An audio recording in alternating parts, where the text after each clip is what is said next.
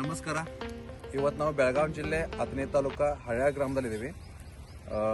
AS India private limited ಈ ನಮ್ಮ company ಕಡೆಯಿಂದ ಒಂದು 2.5 ಎಕರೆಗೆ ನಾವು ನಮ್ಮ ಪ್ರಾಡಕ್ಟ್ಸ್ನ ಕೊಟ್ಟಿದ್ದೀವಿ. ನಾವು ಹೋದ ವರ್ಷ ಹಿಡ್ಕೊಂಡು ಅವ್ರ ರೈತರು ನಾವು ಹೇಳ್ತಾರೆ, ಅವ್ರನ್ನ ಒಂದು ಫಾಲೋಅಪ್ ನಾವು ಕೊಟ್ಟಂಗೆ ಅವ್ರು ಮಾಡ್ಕೊತ ಬಂದಿದ್ರು. ಸೊ ಈಗ ಒಂದು ಒಳ್ಳೆಯ ರಿಸಲ್ಟ್ಸ್ ಕೂಡ ಬಂದೈತಿ. ಸೊ ರೈತರು ಅವ್ರ ಮುಖಾಂತರ ಕೆಲವೊಂದು ವಿಷಯಗಳನ್ನ ನಾವು ತಿಳ್ಕೊಳ್ಳೋಂಥ. ಸರ್ ನಮಸ್ಕಾರ. ತಮ್ಮ ಹೆಸರು ಸರ್? ಮುರುಗಪ್ಪ ಜಾಬಗೌಡ್ರು. ಮುರುಗಪ್ಪ ಜಾಬಗೌಡ. ಸರ್ ಊರು? ಹಳ್ಯಾಳ ಊರು. ಆಯ್ತಾ ಸರ್, ಇದು ಎಷ್ಟು ತಿಂಗಳಿಗೆ ಕಟಿಂಗ್ ಆಯ್ತು ಸರ್ ಕಬ್ಬ ಇದರಿಂದ? 12 ತಿಂಗಳಿಗೆ ಆತ. 12 ತಿಂಗಳಿಂದ ಕಬ್ಬ ಕಟಿಂಗ್ ಕಟಿಂಗ್ ಆಯ್ತು. ಅದ್ರ ಹೋದ ವರ್ಷ ನೀವು ನವೆಂಬರಲ್ಲಿ ಹಬ್ಬ ನವೆಂಬರ್ದಾಗ ಹೋತ್ರಿ. ಅದ್ರ ನವೆಂಬರ್ ಒಂದು ವರ್ಷ ಕಟಿಂಗ್ ಆಗಿದೆ. ಸರ್ ನಿಮ್ದು AS India ಪ್ರೈವೇಟ್ ಲಿಮಿಟೆಡ್ ಅದನ್ನ ಹುಬ್ಬಳ್ಳಿ ಕಂಪ್ನಿನ ನಿಮ್ಮ ಔಷಧಗಳು ಕೊಟ್ಟಿದ್ದೀವಿ ನಾವು. ಅಂದ್ರೆ ಸ್ಪ್ರೇ ಮಾಡೋ ಸಲುವಾಗಿ ಅಥವಾ ಗೊಬ್ಬರದಲ್ಲಿ ನಾವು ನಿಮ್ಮ ಮಿಕ್ಸ್ ಮಾಡಿಸ್ರೆ. ಸರ್ ನೀವು ಇದು ಮಾಡೋಕ್ಕಿಂತ ಮುಂಚೆ ಮುಂದಿನ ವರ್ಷ ಅಲ್ಲ ಸರ್, ನೀವು ಸರಾಸರಿ ಎಷ್ಟು ಖರ್ಚು ಮಾಡ್ತಿದ್ರಿ ಮತ್ತು ಬರ್ತಿರುವಂತ ಟನ್ನೇಜ್ ಇಳುವರಿ ಸರ್ 1 ಎಕರೆಗೆ? ಅವಾಗ ನಾವು ಅರಸಾಲಿ ಹಚ್ತಿದ್ದೀವಿ ರೀ. 15-16 ತಿಂಗಳು ತೊಗೊತಿದ್ದೀವಿ ರೀ. ಅದು ತೊಗೊಂಡು 70 ರಿಂದ 80 ಬೀಳ್ತೈತೆ ರೀ. 70 ರಿಂದ 80 ಬೀಳ್ತದೆ. ಅದಕ್ಕೆ ಈ ವರ್ಷ ಅವಧಿನೂ ಕಡಿಮೆ ಆತ್ರಿ. ಒಂದು ವರ್ಷದೊಳಗೆ ಆಯ್ತು. ಮತ್ತು ಟನ್ನೇಜ್ ಒಂದು ಎಕರೆಗೆ 20 ಟನ್ ಟನ್ನೇಜ್ ಹೆಚ್ಚು.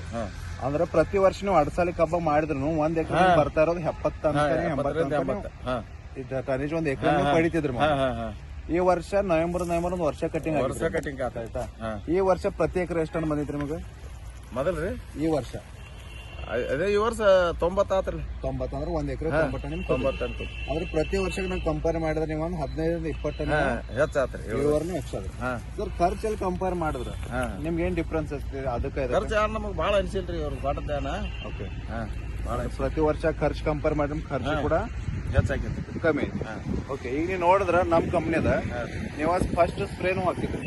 ನಮ್ದು ಗ್ರೋರಿಚ್ ಮೈಕ್ರೋಫೈವ್ ಸ್ಟಾರ್ ಸಪೋರ್ಟ್ ಅಂತ ಬರುವಂತ ನಾವು ಪ್ರಾಡಕ್ಟ್ ಕೂಡ ಸ್ಪ್ರೇ ಮಾಡಿದ್ವಿ.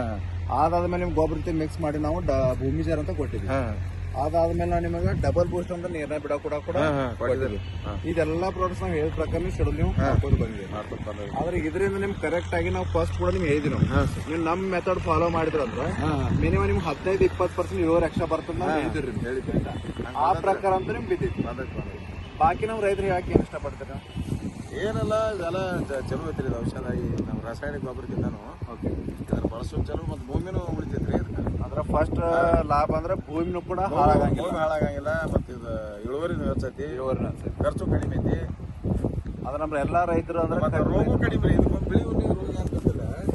ಅದಷ್ಟೇ ಮ್ಯಾಲಿಂದ ಇದನ್ನ ಸ್ಪ್ರೇ ಮಾಡಿದ್ವಿ ರೀ. ಇದರಲ್ಲೇ ಅವಾಗ ಒಳಗೆ ಹೋಗ್ಲಾಕ ಬರ್ತೈತಿಲ್ರಿ.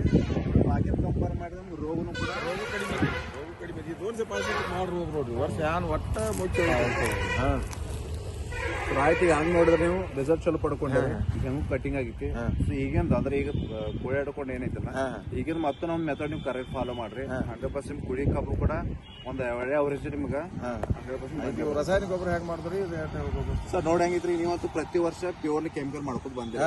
ಕರೆಕ್ಟ್. ಸೊ ನಾವೇನಂತೀವಿ, ಈಗ ಮೆಥಡ್ ಈಗ ನಮ್ಮಿಂದ ಸ್ಟಾರ್ಟ್ ಆಗಿ ಪ್ಲಾಟ್ ವಿಸಿಟ್ ಮಾಡ್ಕೊಂಡು ಏನ್ ಡೆಫಿಷಿಯನ್ಸಿ ಐತಲ್ಲ, ಯಾವ ಪ್ರಮಾಣದಲ್ಲಿ ಕೊಡ್ಬೇಕಿತ್ತಪ್ಪ ನಾವು ನೋಡ್ಕೊಂಡು ಹೇಳ್ತೀವಿ.